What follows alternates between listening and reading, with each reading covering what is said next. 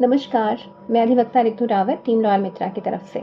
दोस्तों, जब भी आप कोई इमूवेबल प्रॉपर्टी यानी घर, मकान, दुकान वगैरह खरीदते हैं तो कम से कम 5% स्टाम्प ड्यूटी और 1% रजिस्ट्रेशन फीस को भर के ही आप इस प्रॉपर्टी के लीगल ओनर बन पाते हैं।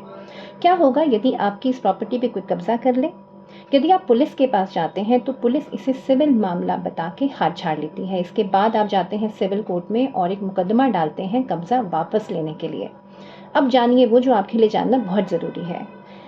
अगर आपकी प्रॉपर्टी पे कब्ज़ा हो जाए और आप कब्ज़ा वापसी के लिए कोर्ट को अप्रोच करें तो कोर्ट सबसे पहले आप ही से लेगा आपकी प्रॉपर्टी की मार्केट वैल्यू के ऊपर एक कोर्ट फीस, जो 2% से 7.5% हो सकती है, क्योंकि ये स्टेट के हिसाब से वेरी करती है। जैसे फॉर एग्जांपल यूपी में अगर आपकी एक प्रॉपर्टी है जिसकी मार्केट वैल्यू 1 करोड़ रुपए है और उस पर कब्ज़ा हो गया और आप कोर्ट गए हैं उसके कब्ज़े की वापसी के लिए, तो कोर्ट पहले आप ही से लेगा 7.5 लाख रुपए। और ध्यान रखिए, इसमें ना तो वकील की फीस शामिल है और ना ही कोई गारंटी है कि ये प्रॉपर्टी आपको कब मिलेगी या मिलेगी भी या नहीं मिलेगी।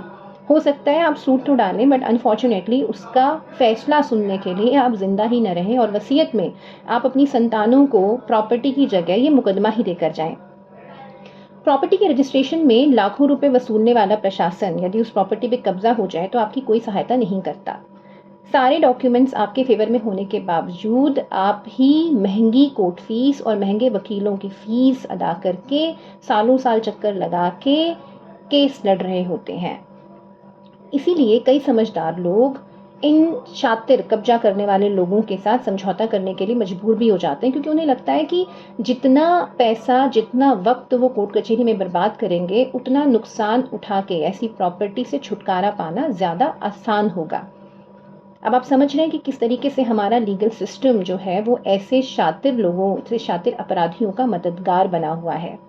इसके बावजूद हम हिंदुस्तानियों को ऐसा लगता है कि इन्वेस्टमेंट के लिए घर, दुकान, मकान खरीदने से बेहतर सेफ कोई ऑप्शन नहीं है। खैर, अगर आपकी किसी दुकान, मकान, प्रॉपर्टी पे कब्जा हो गया है तो अपने दिल और अपनी जेब पे बहुत बड़ा होल करवाने के लिए तैयार रहें और आप हमसे संपर्क कर सकते हैं। We are lawyers, but trust us, we are not happy about this situation. We pity the system, जहाँ पे एक असली मालिक असली कागज़ होने के बावजूद अपनी जेब से बहुत सारे पैसे खर्च करके अदालतों के चक्कर काटता है अपनी प्रॉपर्टी पे कब्जा वापस लेने के लिए।